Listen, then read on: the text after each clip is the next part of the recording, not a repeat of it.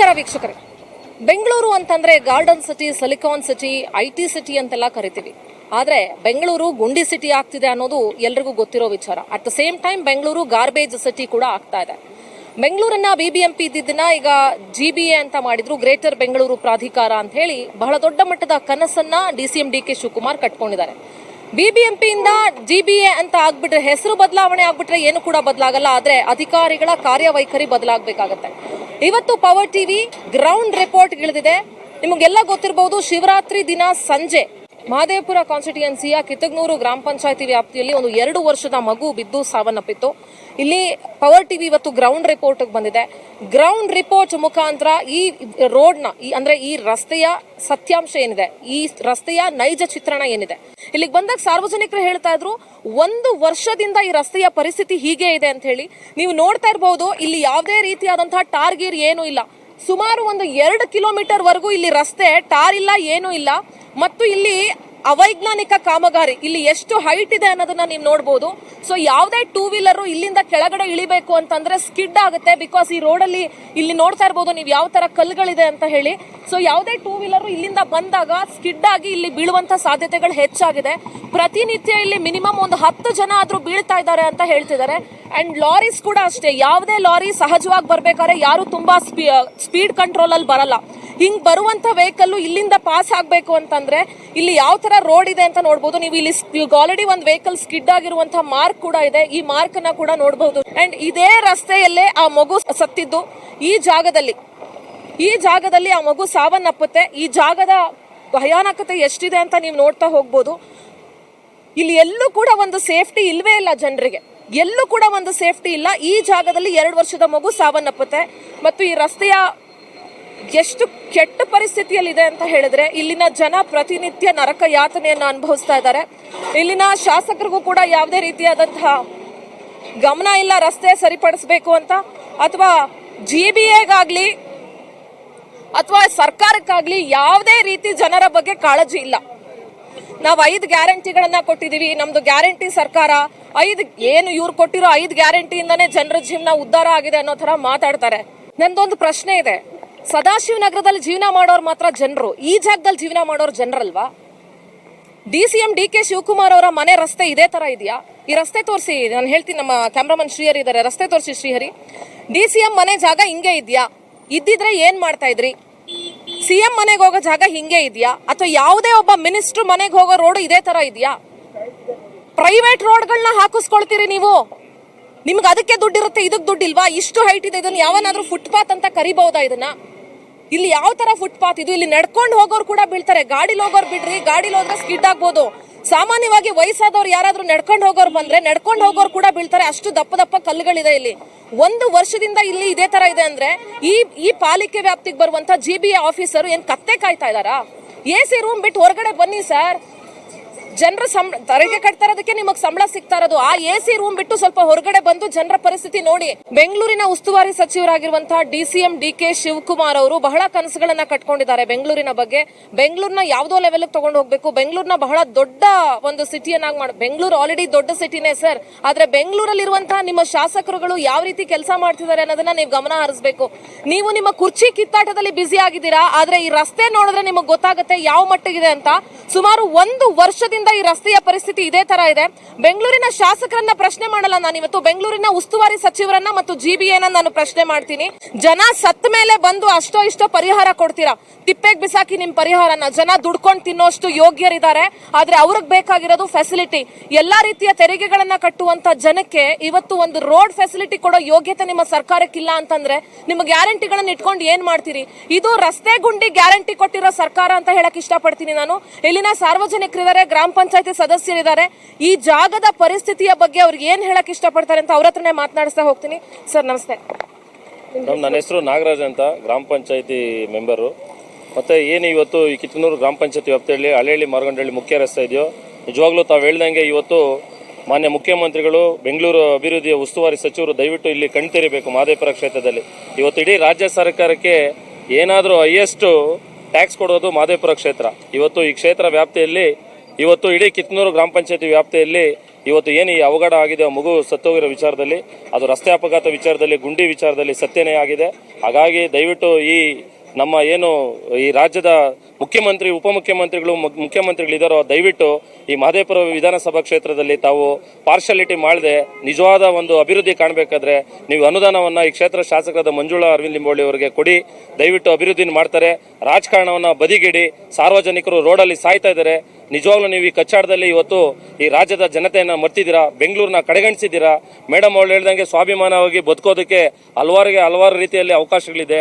ಈ ನಿಟ್ಟಿನಲ್ಲಿ ನೀವು ಇವತ್ತು ಈ ಜನಗಳ ಸಾವುಗಳನ್ನ ನೀವು ಮೀಡಿಯಾ ಮುಖಾಂತರ ನೋಡಿದ್ರು ನೀವು ಎಚ್ಚೆತ್ಕೊಳ್ತಾ ಇಲ್ಲ ಅಂದರೆ ಯಾವ ಪರಿಸ್ಥಿತಿ ಇದೆ ಅಂತ ನೀವು ಅರ್ಥ ಮಾಡ್ಕೊಬೇಕು. ಇವತ್ತು ಬೆಂಗಳೂರು ವ್ಯಾಪ್ತಿಯಲ್ಲಿ ಏನು ಅಭಿವೃದ್ಧಿ ಆಗಿಲ್ಲ. ಬೇರೆ ಎಲ್ಲರೂ ಪ್ರತಿನಿತ್ಯ ನಾವು ಮೀಡಿಯಾ ಆನ್ ಮಾಡಿದ್ರೆ ಯಾರಾದರೂ ಒಬ್ಬರು ಸಾಯೋದು, ಒಂದು ರಸ್ತೆ ಬಿಡೋದು, ಒಂದು ಕೈಕಾಲು ಮುರ್ಕೊಳೋದು, ಇದೇ ಪರಿಸ್ಥಿತಿ. ಈ ಒಂದು ಶಾಪ ನಿಮ್ಗೆ ದಯವಿಟ್ಟು ತಟ್ಲಿ ಅಂತ ನಾನು ಕೇಳ್ತೀನಿ ಮೇಡಮ್.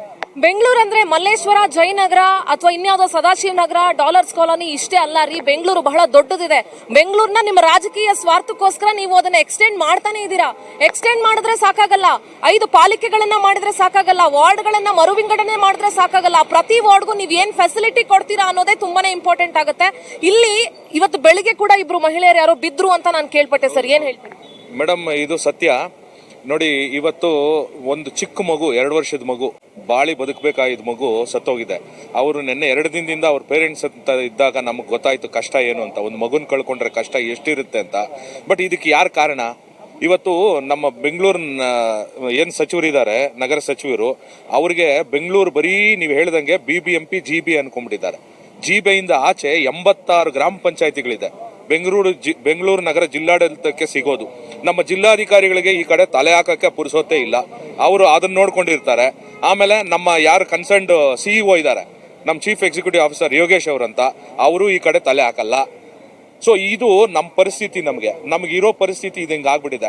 ನಾನು ಸುಮಾರು CM ಅವ್ರನ್ನ ಟ್ಯಾಗ್ ಮಾಡಿ ಎಷ್ಟು ಸತಿ ಹಾಕಿದ್ದೀನಿ, ಮತ್ತೆ ಡೆಪ್ಯೂಟಿ CM ಅವ್ರನ್ನ ಟ್ಯಾಗ್ ಮಾಡಿ ಎಷ್ಟು ಸತಿ ಟ್ವೀಟ್ ಮಾಡಿದ್ರು ಕೂಡ ಇದುವರೆಗೂ ಒಂದು ಸಿಂಗಲ್ ಟ್ವೀಟ್ಗೇನೂ ಜವಾಬಿಲ್ಲ. ಮತ್ತೆ ನಾನು ಒಂದು ಮೀಟಿಂಗು ಇದು MLA ಮಿನಿಸ್ಟರ್ ನಡಿಗೆ ಜನರ ಕಡೆಗೆ ಅಂತ, ಅದರಲ್ಲೂ DCM ಅವ್ರದ್ದು, ಅದರಲ್ಲೂ ಸಹ ನಾನು DCM ಅವ್ರಿಗೆ ಖುದ್ದಾಗಿ ಕೊಟ್ಟಿದ್ದೀವಿ.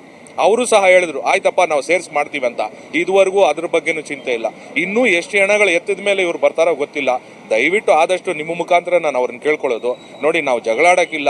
ದಯವಿಟ್ಟು ನಮ್ಮ ಮಹದೇವಪುರ ಕ್ಷೇತ್ರದಲ್ಲಿ 900 ಚಿಲ್ಲರೆ 1000 ಕೋಟಿ ರೂಪಾಯಿ ಟ್ಯಾಕ್ಸ್ ಕಟ್ತೀವಿ ನಾವು. 1000 ಕೋಟಿ ರೂಪಾಯಿ ಟ್ಯಾಕ್ಸಲ್ಲಿ ದಯವಿಟ್ಟು 0.5% 500 ಕೋಟಿ ನೀವು ಕೊಟ್ಟರೆ ನಮ್ಮ ಎಲ್ಲಾ ರಸ್ತೆಗಳು ಸರಿಯಾಗಿ ಆಗ್ಬಿಡುತ್ತೆ ಅಂತ ನಾನು ಈ ಮುಖಾಂತರ ತಮ್ಮ ಮುಖಾಂತರ ನಾನು ಕೇಳ್ಕೊಳ್ತೀನಿ.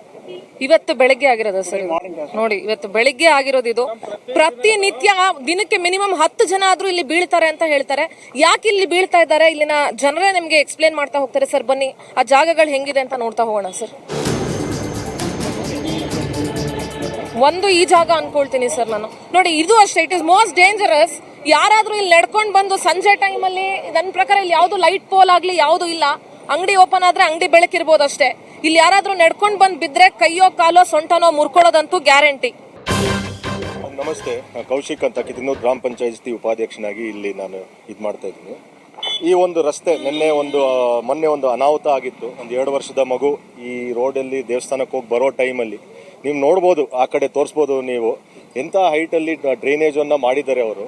ಇದು ಒಂದು ಸಿವಿಲ್ ಇಂಜಿನಿಯರ್ ಆಗಿ ಯಾರಾದರೂ ಇಂಥ ಕನ್ಸ್ಟ್ರಕ್ಷನ್ ಮಾಡ್ತಾರೆ. ಇದು ನಮಗೆ ಮಾಡಿ ಒಂದು 3 ಮಂತ್ಸಿಂದ ನಾವು ಇಲ್ಲಿರೋ ಜನಗಳೆಲ್ಲ ರಿಕ್ವೆಸ್ಟ್ ಮಾಡ್ಕೊತಾ ಇದ್ದೀವಿ, ನೀವು ರೋಡ್ ಅಗ್ದಿದ್ದೀರಾ, ದಯವಿಟ್ಟು ನೀವು ರೋಡನ್ನ ಫಿನಿಶ್ ಮಾಡಿ, ಇಲ್ಲ ನಮಗೆ ಕ್ಲೀನಾಗಿ ಪ್ರಾಪರ್ ಮೋಟ್ರಬಲ್ ರೋಡ್ ಕೊಡಿ ಅಂತ ಕೇಳ್ಕೊಂಡ್ರು. ಆದರೂ ಕೂಡ ಅವ್ರು ನಮ್ಮ ಇದನ್ನ ಮಾತನ್ನ ಕೇಳ್ದಿರೆ ಇದೇ ಥರ ನಿರ್ಲಕ್ಷ್ಯ ಮಾಡಿಕೊಂಡು ಬಿಟ್ಟಿದ್ದಕ್ಕೆ ಮೊನ್ನೆ ಒಂದು ಚಿಕ್ಕ ಮಗುವಿನ ಸಾವನ್ನ ನಾವು ಇದು ಮಾಡಬೇಕಾಗಿತ್ತು.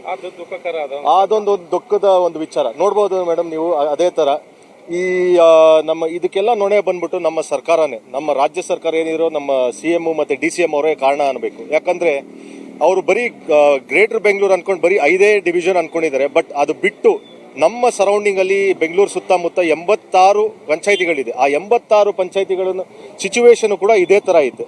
ನೀವು ನೋಡ್ಬೋದು, ಯಾವುದೇ ಥರದ ಒಂದು ಡೆವಲಪ್ಮೆಂಟ್ ಆಗಿರಲಿ, ಆಮೇಲೆ ಇನ್ನೊಂದು ಹೇಳೋಕೆ ಇಷ್ಟಪಡ್ತೀನಿ ಮೇಡಮ್, ಮಾದೇಪುರ ಅನ್ನೋ ಒಂದು ಕ್ಷೇತ್ರ ಹೈಯೆಸ್ಟ್ ಟ್ಯಾಕ್ಸ್ ಪೇಯರ್ ಆಗಿರುವಂಥ ಕ್ಷೇತ್ರ. ಈ ಕ್ಷೇತ್ರದಲ್ಲಿ ಹೈಯೆಸ್ಟ್ ಟ್ಯಾಕ್ಸ್ ಪೇಯರ್ಸ್ ಆಗಿದ್ರೂ ಕೂಡ ನಮಗೆ ಇಂಥ ಪರಿಸ್ಥಿತಿಯಲ್ಲಿ ನಾವು ಇಲ್ಲಿ ದಿನನಿತ್ಯ ಓಡಾಡಬೇಕು ಅಂದರೆ ತುಂಬ ಕಷ್ಟ ಆಗ್ತಾಯಿದೆ. ದಿನನಿತ್ಯ ಏನು ಇಲ್ಲ ಅಂದರೆ ಒಂದು 4 ಇಂದ 5 ಜನ ಇದೇ ಜಂಕ್ಷನಲ್ಲಿ ಬಿದ್ದು ತುಂಬ ಏಟುಗಳನ್ನು ಬೀಳ್ಸ್ಕೊಂತಾರೆ ಮೇಡಮ್. ಬರೋ ದಿನಗಳಲ್ಲಿ ಇದನ್ನು ಎಚ್ಚರಿಕೆ ತಗೊಂಡು ಬರೋ ದಿನಗಳಲ್ಲಿ ನಮ್ಮನ್ನ ಇದನ್ನು ಸರಿಪಡಿಸಬೇಕು ಅಂತ ನಾವು ಸರ್ಕಾರದಿಂದ ಕೇಳ್ಕೊಂತೀವಿ ಮೇಡಮ್. ಸರ್, ಕಳೆದ 1 ವರ್ಷದಿಂದ ಇಲ್ಲಿನ ರಸ್ತೆ ಪರಿಸ್ಥಿತಿ ಹೀಗೆ ಇದೆ ಅಂತ ಕೇಳ್ಪಟ್ವಿ. ಇಲ್ಲಿನ MLA ಯಾರು ಸರ್ಕಾರಕ್ಕೆ ಅಪ್ರೋಚ್ ಮಾಡಿಲ್ವಾ, GBAಗೆ ಅಪ್ರೋಚ್ ಮಾಡಿಲ್ವಾ? ಅವರ ಎಫರ್ಟ್ಸ್ ಏನಿದೆ ಸರ್ ಇಲ್ಲಿ ರಸ್ತೆ ತರೋದಕ್ಕೆ? ಮೇಡಮ್, ಆಕ್ಚುಲಿ ಇನ್ಫ್ಯಾಕ್ಟ್ ನಮ್ಮ MLA ಅವರು 4 ಬಾರಿ 3 ಬಾರಿ ಶಾಸಕರಾಗಿರೋ ಅಂತ ನಮ್ಮ ಅರವಿಂದ್ ಲಿಂಬಾವಳಿ ಸರ್ ಇದ್ರು. ಈ ಸತಿ ನಮ್ಮ ಮಂಜುಳಾ ಅರವಿಂದ್ ಲಿಂಬಾವಳಿ ನಮಗೆ ಇಲ್ಲಿ ಶಾಸಕರಾಗಿರೋದೆ. ಬಟ್ ಅವರು ಕೂಡ ಅನ್ನದಾನ ತಗೊಂಡ್ಬಂದು ನಮ್ಮ ಊರನ್ನ ಡೆವಲಪ್ಮೆಂಟ್ ಮಾಡಬೇಕು. ಕೇವಲ ಒಂದು ಉದ್ದೇಶ ಕಾಂಗ್ರೆಸ್ ಇಲ್ಲಿ BJP ಅನ್ನೋ ಒಂದು ಲೀಡರ್ಗೋಸ್ಕರ ಇಲ್ಲಿ ಫಂಡ್ಸ್ನ ಕಾಂಟ್ರಾಕ್ಟರ್ಗೆ ಕೊಡ್ದಿರೆ ಕೆಲಸ ನಿಲ್ಸಿದ್ದಾರೆ ಅಂತ ನಾನು ನಿಮಗೆ ಹೇಳಕ್ ಇಷ್ಟಪಡ್ತೀನಿ. ಆದ್ರೆ ಎಲ್ಲಾ ಜನರು ಎಲ್ಲಾ ಪಕ್ಷಗಳ ಸರ್ಕಾರ ಬಂದಾಗ್ಲೂ ತೆರಿಗೆಯನ್ನ ಕಟ್ತೀವಿ. ಈ ವರ್ಷ BJP ಇದೆ ಸರ್ಕಾರ, ನಾವು ತೆರಿಗೆ ಕಟ್ಟಲ್ಲ ಅಂತ ನಾವ್ ಯಾರು ಹೇಳಲ್ಲ. ಈ ವರ್ಷ ಕಾಂಗ್ರೆಸ್ ಸರ್ಕಾರ ಇದೆ, ನಾವು ತೆರಿಗೆ ಕಟ್ಟಲ್ಲ ಅಂತ ನಾವ್ ಯಾರು ಹೇಳಲ್ಲ. ಯಾವುದೇ ಸರ್ಕಾರಗಳಿದ್ರು ಜನ ತೆರಿಗೆ ಕಟ್ತಾರೆ ಅಂದ್ಮೇಲೆ ಯಾವುದೇ ಸರ್ಕಾರಗಳಿದ್ರು ಇಲ್ಲಿ ಯಾವುದೇ ಪಕ್ಷದವರ MLA ಇದ್ರೂ ಕೂಡ ಇಲ್ಲಿನ ಜನರ ಸಮಸ್ಯೆಗೆ ಸ್ಪಂದಿಸ್ಬೇಕಲ್ವಾ? ಹೌದು ಮೇಡಮ್, ನೀವು ಹೇಳಿರೋದು ಖಂಡಿತ ಇದು ಸತ್ಯವಾದ ಮಾತು. ಇದನ್ನ ಸ್ಪಂದಿಸಲೇಬೇಕು. ಯಾಕಂದ್ರೆ ಇದು ಇವಾಗಿರುವಂತ ವಿಚಾರ ಅಲ್ಲ, ಒಂದು 5 ವರ್ಷದಿಂದ ಇರುವಂತ ವಿಚಾರ. ನಮಗೆ ಲಾಸ್ಟ್ 2.5 ವರ್ಷದಿಂದ ಇಂಥ ತೊಂದರೆಗಳು ಆಗಿದೆ. ಸೊ ಬರೋ ದಿನಗಳಲ್ಲಿ ರಾಜ್ಯ ಸರ್ಕಾರ ಇದನ್ನ ತುಂಬಾ ಗಂಭೀರವಾಗಿ ತಗೊಂಡು ನಮ್ಗೆ ಈ ಕೆಲಸ ಮುಗಿಸ್ಕೊಡ್ಬೇಕು ಅಂತ ನಾನು ವಿನಂತಿ. ಸರ್, ನಿನ್ನೆ ಇಲ್ಲಿ ಆ ಮಗು ಸತ್ತ ಮೇಲೆ ಅಥವಾ ಬೇರೆ ಬೇರೆ ಸಾವುಗಳಾದ ಸಂದರ್ಭದಲ್ಲಿ ಇಲ್ಲಿಗೆ MLA ಅವರು ಬಂದಿದ್ರಾ ಮತ್ತು ಇಲ್ಲಿನ ಸಂಬಂಧಪಟ್ಟಂತ ಅಧಿಕಾರಿಗಳು ಯಾರಾದ್ರೂ ಬಂದಿದ್ರಾ, ಹೇಗೆ? ಮೇಡಮ್, ಮೊನ್ನೆ ಸಂಜೆ ಆಗಿರುವಂತ ಘಟನೆ ಇದು. ನಿನ್ನೆ ನಮಗೆ ಎಲ್ಲ ಮಾಹಿತಿ ಬಂದು ನಮ್ಮ ಇಲ್ಲಿ ಇರೋವಂಥ ಜನಗಳು ಬಂದು ಪ್ರೊಟೆಸ್ಟ್ ಮಾಡಿ ಈ ಒಂದು ಸಂದರ್ಭದಲ್ಲಿ ಎಲ್ಲ ಬಂದಿದ್ರು. ನಿನ್ನೆ ಯಾರು ಬಂದಿರಲಿಲ್ಲ. ನಮ್ಮ ಶಾಸಕರು ಮೋಸ್ಟ್ಲಿ ನಾಳೆ ಏನೋ ವಿಸಿಟ್ ಮಾಡ್ಬೋದು ನಮ್ಮನ್ನ. 3ನೇ ದಿನ ಆಯ್ತು ಅಂದ್ರೂ ಇಲ್ಲಿಗೊಬ್ರು MLA ಬಂದಿಲ್ಲ ಅಂತಂದ್ರೆ ಜನರಿಂದ ಆಯ್ಕೆ ಆಗಿರುವಂತ MLAಗೆ ಜನರ ಕಷ್ಟಕ್ಕೆ ಸ್ಪಂದಿಸಿಲ್ಲ ಅಂತಂದ್ಮೇಲೆ MLA ಯಾಕೆ ಬೇಕು ಸರ್? ಅದು ಕರೆಕ್ಟೇ ಮೇಡಮ್, ಬಟ್ ಈ ವಿಚಾರ ಅವ್ರಿಗೆ ನಿನ್ನೆ ತಿಳಿದು ಬಂದಿದೆ. ಬಟ್ ನಾಳೆ ಬರಬೇಕಾಗಿರುವಂಥದ್ದು. ಅಟ್ಲೀಸ್ಟ್ ಆ ಮಗುವಿನ ಮನೆಗಾದ್ರೂ ಯಾರಾದ್ರೂ ಭೇಟಿ ಕೊಟ್ಟು ಸಾಂತ್ವನ ಹೇಳೋ ಕೆಲಸ ಮಾಡಿದ್ರ ಸರ್? ನಿನ್ನೆ ನಾವು ಗ್ರಾಮ ಪಂಚಾಯತಿ ಸದಸ್ಯರು ಎಲ್ಲರೂ ನಾವು ಶಾಂತವನ್ನ ಹೇಳಿದ್ವಿ. ಪ್ಲಸ್ ಅವ್ರ ತಂದೆ ತಾಯಿನ ಭೇಟಿ ಆಗಿದ್ವಿ. ಈಸ್ಟ್ ಪಾಯಿಂಟ್ ಹತ್ರ ಹಾಸ್ಪಿಟ್ಲಲ್ಲಿ ಕರ್ಕೊಂಡು ಹೋಗಿದ್ರು, ಮಗುವನ್ನ ತಗೊಂಡು ಹೋಗಿದ್ರು. ಅಲ್ಲೇ ನಾವು ಎಲ್ಲ ಹೋಗಿ ಶಾಂತವನ್ನ ಹೇಳಿ ಅವ್ರಿಗೊಂದು ಧೈರ್ಯ ತುಂಬಿಸಿ ಬಂದಿದ್ದೀವಿ. ಆ ದುರಸ್ತಿ ಆಗಿರೋಂಥ ರಸ್ತೆಗಳನ್ನ ಸರಿಪಡಿಸ್ತೀರಂತ 3 ದಿವಸ ಆದ್ರೂ ಇನ್ನೂ ಯಾರೇ ಆಗಲಿ ಬಂದಿಲ್ಲ. ಯಾವ ಅಧಿಕಾರಿಗಳು ಬಂದಿಲ್ಲ, ಯಾರೂ ಬಂದಿಲ್ಲ. ನನ್ನ ಸ್ನೇಹಿತರು ಉಪಾಧ್ಯಕ್ಷರು ಮತ್ತು ನಮ್ಮ ನಾಗರಾಜ್ ಅವರು ಇವರೆಲ್ಲ ಬಂದು ಪ್ರೊಟೆಕ್ಟ್ ಮಾಡಿ ಮಾಡ್ತಾನೆ ಇದ್ದಾರೆ. ನಾವು ಪಕ್ಕದಲ್ಲಿರೋಂಥ ಏರಿಯಾದವರು TC ಪಾಳ್ಯದಲ್ಲಿ ನಾವು ಸುವರ್ಣ ಕರ್ನಾಟಕ ವೇದಿಕೆ ಅಧಿಕಾರಿಗಳು TV ನೋಡಿ ಬಂದು ನನ್ನ ಸ್ನೇಹಿತರಿಗೆ ಸಹಾಯ ಮಾಡೋಣ, ಈ ರಸ್ತೆನ ಸರಿಪಡಿಸೋಣ. ಇನ್ನು ಮುಂದಿನ ದಿನಗಳಲ್ಲಿ ಇದೇ ರೀತಿ ಇನ್ನೂ 2-3 ದಿವಸ ಇದ್ದರೆ ನಾವು ಭಾರಿ ಜನ ಬಂದು ಹೋರಾಟ ಮಾಡಬೇಕಾಗತ್ತೆ. ಅದು ದೊಡ್ಡದಾಗಿ ಹೋರಾಟ ಮಾಡಬೇಕಾಗತ್ತೆ. ನಾನಿಲ್ಲಿ ರೆಸಿಡೆಂಟ್, ಇಲ್ಲಿ ಆಲ್ಮೋಸ್ಟ್ 10 ಇಯರ್ಸ್ ಆಯಿತು ಇಲ್ಲಿ ಬನ್ನಿ. 10 ಇಯರ್ಸಿಂದ ಒಂದು ಸರಿಯಾಗಿ ರೋಡ್ ಇಲ್ಲ, ಒಂದು ಡ್ರೈನೇಜ್ ಇಲ್ಲ, ಮಿನಿಮಮ್ ಬೇಸಿಕ್ ನೀಡ್ಸು ಏನೂ ಇಲ್ಲ. ಇಲ್ಲಿ ಯಾರು ಎಲ್ಲ ಬರ್ತಾರೋ ಪೋಸ್ಟ್ಪೋನ್ ಮಾಡ್ಕೊಂಡು ಹೋಗ್ತಾರೆ. ಏನು ಕೆಲಸ ಆದ್ರೂ ಇವತ್ತು ಮಾಡ್ತೀವಿ ನಾಳೆ ಮಾಡ್ತೀವಿ, ಒಬ್ಬರು ಇಲ್ಲಿ ಬನ್ನಿ ಏನೂ ಕೆಲಸ ಮಾಡ್ತಾ ಇಲ್ಲ. ನಿನ್ನೆ ಒಂದು 5 ಗಂಟೆ ಪ್ರೊಟೆಸ್ಟ್ ಮಾಡಿದ್ವಿ ಇಲ್ಲಿ, ಆಲ್ಮೋಸ್ಟ್ 500 ಪೀಪಲ್.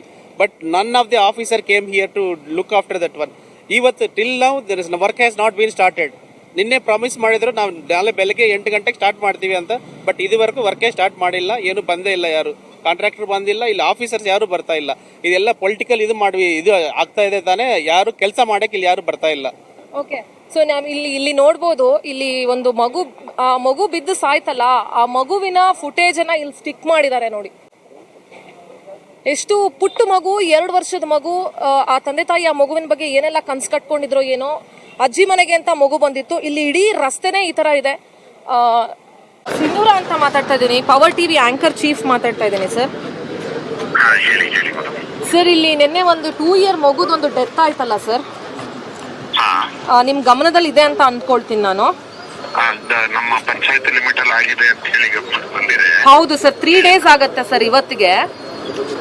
ಸರ್, ಇಲ್ಲಿ ಗ್ರೌಂಡ್ ರಿಪೋರ್ಟ್ಗೆ ಅಂತ ಬಂದಿದ್ವಿ. 1 ಇಯರ್ ಇಂದ ಈ ರೋಡ್ ಇದೇ ತರ ಇದೆ. ಇಲ್ಲಿ ಸುಮಾರು 5 ಡೆತ್ ಆಗಿದೆ. ಅಂಡ್ ಎವ್ರಿ ಡೇ ಒಂದು 10 ಜನ ಬೀಳ್ತಾ ಇದ್ದಾರೆ ಅಂತ ಇಲ್ಲಿನ ಪಬ್ಲಿಕ್ ಕಂಪ್ಲೇಂಟ್ ಮಾಡಿದ್ರು. ನಾವು ನಮ್ಮ ಗಮನಕ್ಕೂ ಹೇಳಿದ್ರು ರೋಡ್ ಇದಾಗಿದೆ ಅಂತ ಹೇಳಿ. ನಾವು ಅಲ್ಲಿ ನಮ್ಮ ಗ್ರೌಂಡ್ ಸ್ಟಾಫ್ ಕೇಳಿದಾಗ ಅದು PWD ರೋಡ್ ಅಂತ ಹೇಳಿ ತಿಳಿಸಿದ್ದಾರೆ ಅವರು. ಓಕೆ, PWD ರೋಡ್ ನ ಪಂಚಾಯತ್ ಡಿಪಾರ್ಟ್ಮೆಂಟ್ ಮೇಂಟೈನ್ ಮಾಡೋದಿಲ್ಲ. ಓಕೆ ಸರ್, ಇನ್ನೊಂದು ಮಾಹಿತಿ ಕೊಟ್ಬಿಡ್ತೀನಿ ನಿಮ್ಗೆ. ಈಗ PWD ಅವ್ರ ಹತ್ರನೇ ನಾನು ಒಬ್ರ ಹತ್ರ ಮಾತಾಡಿದೆ. ಆ ಪರ್ಸನ್ ತುಂಬಾನೇ ರೂಢಾಗಿ ಮಾತಾಡಿದ್ರು. ನನ್ಗೇನು ಗೊತ್ತೇ ಇಲ್ಲ, ಇವಾಗ ನಮ್ಮ ಹತ್ರ ಇಲ್ಲ ಇದು, ಇವಾಗ ಪಂಚಾಯತಿ ಅವ್ರು ನೋಡ್ತಾ ಇರೋದು, ಹಂಗ್ ಮಾಡ್ತಾ ಇರೋದು, ಹಿಂಗ್ ಮಾಡ್ತಾ ಇರೋದು ಅಂತ ತುಂಬಾ ಆರೋಗ್ಯನ್ಸ್ ಆಗಿ ರಿಪ್ಲೈ ಮಾಡಿದ್ರು.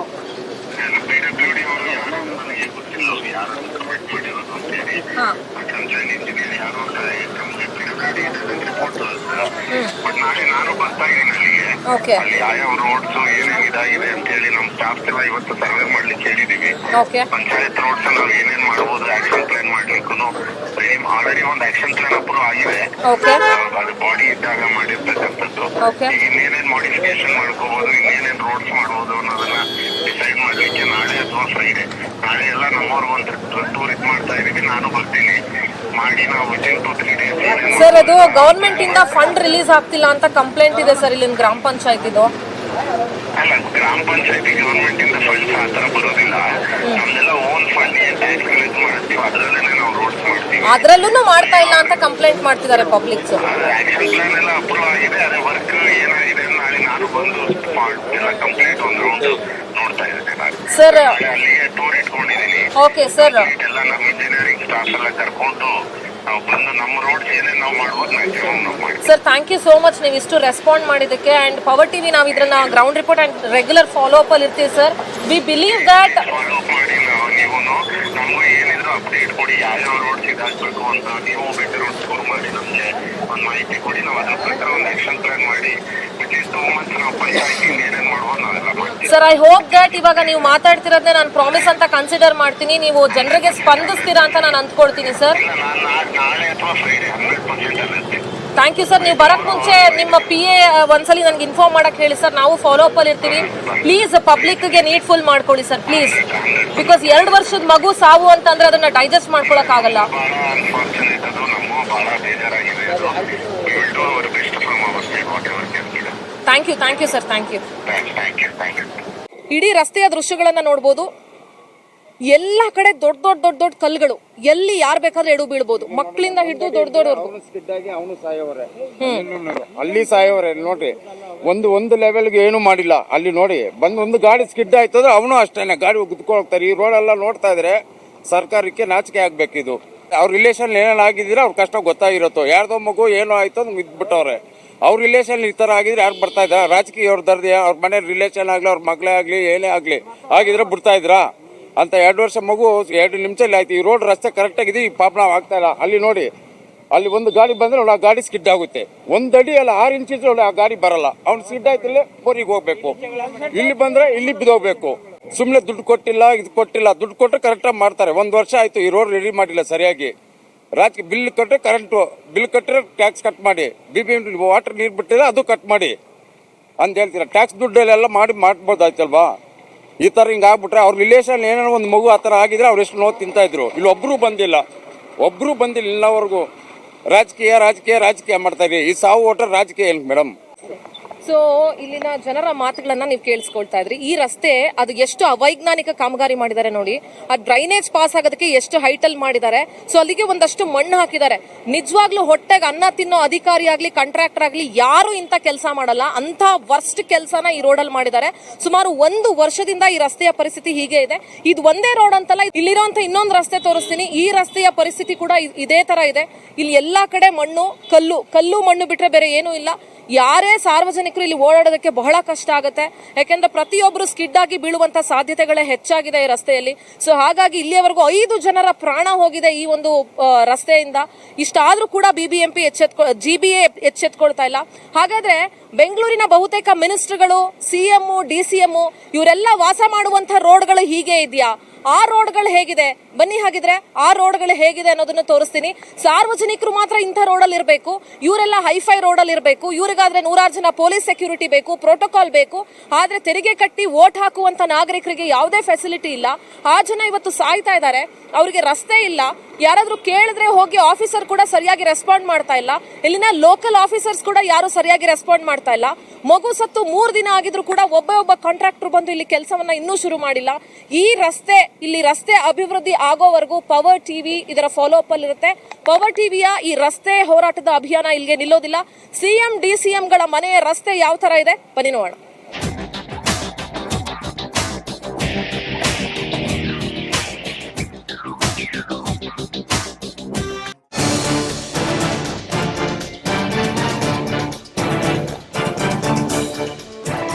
ವೀಕ್ಷಕರೇ, ನಾನು ಆಗ್ಲೇ ಹೇಳಿದೆ CM ಹಾಗೂ DCM ಮನೆಯ ಮುಂದಿನ ರಸ್ತೆಗಳು ಯಾವ ತರ ಇದೆ ಬನ್ನಿ ತೋರಿಸ್ತೀನಿ ಅಂತ.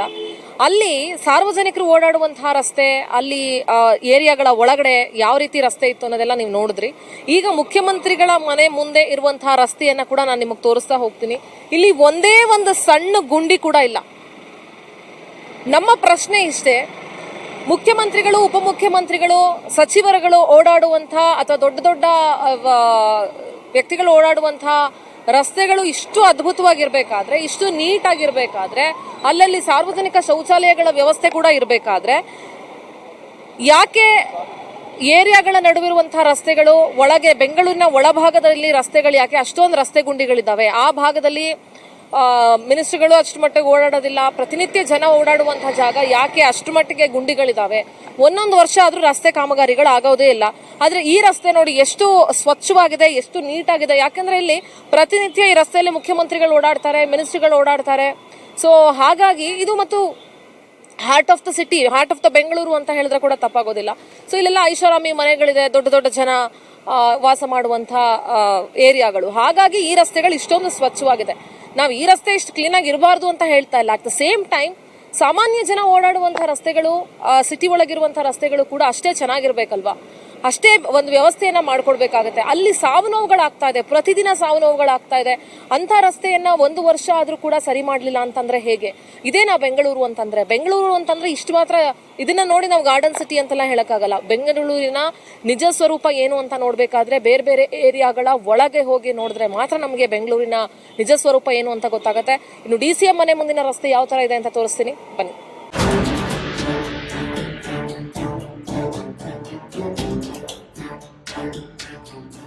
ವೀಕ್ಷಕರೇ, CM ಮನೆಯ ರಸ್ತೆಯನ್ನ ನೋಡಿದ್ರಿ. ನಾವೀಗ ಬೆಂಗಳೂರಿನ ದ ಮೋಸ್ಟ್ ಕಾಸ್ಟ್ಲಿಯೆಸ್ಟ್ ಏರಿಯಾ ಸದಾಶಿವನಗರದಲ್ಲಿದ್ದೀವಿ.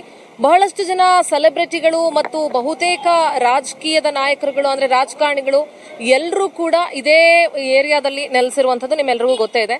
ನಾನು ಇವಾಗ ಒಂದು ಜಂಕ್ಷನ್ ಅಲ್ಲಿ ಏನ್ ನಿಂತಿದ್ದೀನಲ್ಲ, ಈ ಜಂಕ್ಷನ್ ಅಲ್ಲಿ ಈ ಕಡೆ ಹೋದ್ರೆ ನಿಮಗೆ ಮಲ್ಲಿಕಾರ್ಜುನ ಖರ್ಗೆ ಅವರ ನಿವಾಸ, ಪರಮೇಶ್ವರ್ ಅವರ ನಿವಾಸ, ಆದ್ರೆ ಹಾಗೆ ಈ ಕಡೆ ಬಂದ್ರೆ DCM DK ಶಿವಕುಮಾರ್ ಅವರ ನಿವಾಸ ಮತ್ತು ಪುನೀತ್ ರಾಜ್ಕುಮಾರ್, ರಾಘಣ್ಣ ಅವರ ನಿವಾಸ, ಅದೆಲ್ಲವೂ ಕೂಡ ಇದೇ ರಸ್ತೆಯಲ್ಲಿದೆ. ಸೊ ಈ ರಸ್ತೆಯನ್ನ ನೀವು ನೋಡ್ತಾ ಇರಬಹುದು, ಎಷ್ಟು ಚೆನ್ನಾಗಿದೆ ಈ ರೋಡು ಅಂತ ಹೇಳಿ. ಇಲ್ಲಿ ಅಂತ ವರ್ಸ್ಟ್ ರೋಡ್ ಏನು ನೀವು ಕಾಣೋದಿಲ್ಲ. ಓಡಾಡೋರಿಗೆ ಅನುಕೂಲ ಆಗುವಂಥ ರೀತಿಯಲ್ಲಿ ವ್ಯವಸ್ಥಿತವಾಗಿ ಇಲ್ಲೊಂದು ರೋಡ್ ಹಂಪ್ ಹಾಕಿದ್ದಾರೆ. ಮತ್ತೆ ತುಂಬಾ ಚೆನ್ನಾಗಿ ರೋಡ್ ಕೂಡ ಇದೆ. ಇಲ್ಲಿ ಏನು ಹೇಳ್ಕೊಳ್ಳುವಂಥ ಕೆಟ್ಟ ಮಟ್ಟದಲ್ಲಿ ಏನು ರಸ್ತೆ ಇಲ್ಲ. ಆದರೆ ನೀವು ಮಾದೇಪುರದಲ್ಲಿ ಆ ಮಗು ಸತ್ತಂತ ಜಾಗದಲ್ಲಿ ಏನು ರಸ್ತೆಯನ್ನ ನೋಡಿದ್ರಲ್ಲ, ಅಲ್ಲಿ ಯಾರಾದರೂ ಸಾರ್ವಜನಿಕರು ನಿಜವಾಗ್ಲೂ ಓಡಾಡೋದಕ್ಕೆ ಸಾಧ್ಯ ಇದೆಯಾ? ಸ್ವಲ್ಪ ಇಮ್ಯಾಜಿನ್ ಮಾಡಿ. ರಾಜಕೀಯ ನಾಯಕರು, ಸೆಲೆಬ್ರಿಟಿಗಳು ಇವರೆಲ್ಲ ಓಡಾಡುವಂಥ ರಸ್ತೆಗಳು ಎಷ್ಟು ಅದ್ಭುತವಾಗಿರುತ್ತೆ. ಇದು ನೇರವಾಗಿ ನೋಡೋದಾದ್ರೆ ಇದು DCM DK ಶಿವಕುಮಾರ್ ಅವರ ನಿವಾಸದ ರಸ್ತೆ. ಇದು ನಾನು ತೋರಿಸ್ತಾ ಹೋಗ್ತೀನಿ. ಈ ರಸ್ತೆಯ ದೃಶ್ಯಗಳನ್ನ ನೋಡಬಹುದು. ಈ ಜಂಕ್ಷನ್ ಇಂದ ಒಂದ್ ಕಡೆಗೆ ಹೋದ್ರೆ ಆ ಕಡೆ ಪರಮೇಶ್ವರ್ ಅವರ ನಿವಾಸ, AICC ಅಧ್ಯಕ್ಷರಾದಂತಹ ಮಲ್ಲಿಕಾರ್ಜುನ್ ಖರ್ಗೆ ಅವರ ನಿವಾಸ ಇದೆ. ಇನ್ನು ಈ ರಸ್ತೆಯಲ್ಲಿ DCM DK ಶಿವಕುಮಾರ್ ಅವರ ನಿವಾಸ ಮತ್ತೆ ಅವರ ಕಚೇರಿ, ಎಲ್ಲರ ನಿವಾಸ, ಆ ನಿವಾಸ ಇದೇ ರೋಡಲ್ಲಿ ಇರುವಂಥದ್ದು. ಸೊ ಈ ರಸ್ತೆಯನ್ನ ನೋಡ್ತಾ ಇರಬಹುದು ನೀವು, ಎಷ್ಟು ನೀಟಾಗಿ ಮೇಂಟೈನ್ ಮಾಡಿದ್ದಾರೆ ಈ ರೋಡನ್ನ. ಈ ರೋಡಲ್ಲಿ ನೀವು ಅಂಥ ದೊಡ್ಡ ಹಳ್ಳ ಕೊಳ್ಳಗಳಾಗ್ಲಿ, ಗುಂಡಿ ಆಗಲಿ ಯಾವುದನ್ನು ನೋಡುವಂಥ ಪ್ರಮೇಯ ಇಲ್ಲಿ ಬರೋದೇ ಇಲ್ಲ. ಇಲ್ಲಿ ಎಲ್ಲ ರೀತಿಯಲ್ಲೂ ಅನುಕೂಲ ಆಗುವಂಥ ರೀತಿಯಲ್ಲಿ ರಸ್ತೆ ಇದೆ. ನಮ್ಮಿಂದ ಆಯ್ಕೆಯಾಗಿ ಹೋಗುವಂಥ ನಾಯಕರಿಗೆ ಎಲ್ಲ ಫೆಸಿಲಿಟಿ ಬೇಕು, ಆದರೆ ಅವರನ್ನ ಆಯ್ಕೆ ಮಾಡಿ ಕಳಿಸುವಂಥ ಜನರು, ಅಂದ್ರೆ ನಮಗೆ ಫೆಸಿಲಿಟಿ ಬೇಡವಾ ಅನ್ನುವಂಥ ಪ್ರಶ್ನೆ ಉದ್ಭವ ಆಗುತ್ತೆ. I think DCM DK Shivakumar ಅವರು ಬಹಳ ದೂರದೃಷ್ಟಿಯನ್ನ ಇಟ್ಕೊಂಡಿದ್ದಾರೆ. ಬೆಂಗಳೂರನ್ನ ಮತ್ತೊಂದು ಹಂತಕ್ಕೆ ತಗೊಂಡು ಹೋಗ್ಬೇಕು ಅಂತ ಅನ್ಕೊಂಡಿದ್ದಾರೆ. ಹೀಗಿರುವಾಗ ಸರಿಯಾಗಿ ಬೆಂಗಳೂರಿನ ಮೂಲೆಯ ಬಗ್ಗೆ ಕೂಡ ಗಮನ ಹರಿಸಬೇಕಾಗತ್ತೆ. ಹಾಗಾಗಿ GBA ಮಾಡಿದ್ದಾರೆ. GBAಯಲ್ಲಿ 5 ಪಾಲಿಕೆಗಳಾಗಿ ವಿಂಗಡಣೆ ಮಾಡಿದ್ದಾರೆ. 5 ಪಾಲಿಕೆಯ ವ್ಯಾಪ್ತಿಗೂ ಕೂಡ ಅನೇಕ ವಾರ್ಡ್ಗಳು ಬರ್ತವೆ. ಸೊ ಹಾಗಾಗಿ ಎಲ್ಲಾ ವಾರ್ಡ್ಗಳ ಬಗ್ಗೆನೂ ಕೂಡ ಗಮನ ಹರಿಸಬೇಕಾಗತ್ತೆ. ಉಸ್ತುವಾರಿ ಸಚಿವರಾಗಿದ್ದಾರೆ DCM DK ಶಿವಕುಮಾರ್ ಅವರು ಬೆಂಗಳೂರಿನ ನಾಗರಿಕರ ಬಗ್ಗೆ ಗಮನ ಹರಿಸಬೇಕಾಗತ್ತೆ. ಸಾವು ನೋವುಗಳಾಗ್ತಾ ಇದೆ, ಅಧಿಕಾರಿಗಳು ಸರಿಯಾಗಿ ಕೆಲಸ ಮಾಡಬೇಕಾಗತ್ತೆ. ಅದು ಬೆಂಗಳೂರು ನಗರ ಜಿಲ್ಲೆ ಆಗಲಿ ಅಥವಾ ಬೆಂಗಳೂರು ಸಿಟಿ ಆಗಲಿ, ಆ ಜಿಲ್ಲಾಡಳಿತದ ವ್ಯಾಪ್ತಿ ಆಗಲಿ, ಆ ಗ್ರಾಮ ಪಂಚಾಯತಿ ವ್ಯಾಪ್ತಿ ಆಗಲಿ, ಯಾವುದೇ ವ್ಯಾಪ್ತಿಯಾಗಿ ಬಂದರೂ ಎಲ್ಲ ಸಾರ್ವಜನಿಕರು ಕೂಡ ವೋಟ್ ಹಾಕಿನೇ ಎಲ್ಲರನ್ನೂ ಗೆಲ್ಲಿಸಿದ್ದಾರೆ. ಸೊ ಹಾಗಾಗಿ ಆ ಸಾರ್ವಜನಿಕರ ನಿರೀಕ್ಷೆಗಳಿಗೆ ಧಕ್ಕೆ ಆಗದೆ ಇರೋ ರೀತಿ ಕೆಲಸ ಮಾಡಬೇಕಾಗತ್ತೆ. ಸೊ ಪವರ್ TV ಇವತ್ತು ಗ್ರೌಂಡ್ ರಿಪೋರ್ಟ್ ನೀಡ್ತಾ ಇದೆ ನಿಮಗೆ. ಈ ದೃಶ್ಯದಲ್ಲಿ ನೋಡ್ತಾ ಇದ್ದೀರಿ ಯಾವ ರೀತಿ ರಸ್ತೆಯ ಪರಿಸ್ಥಿತಿಗಳು, ವ್ಯವಸ್ಥೆ ಯಾವ ರೀತಿ ಇದೆ ಬೆಂಗಳೂರಲ್ಲಿ ಅಂತ ಹೇಳಿ.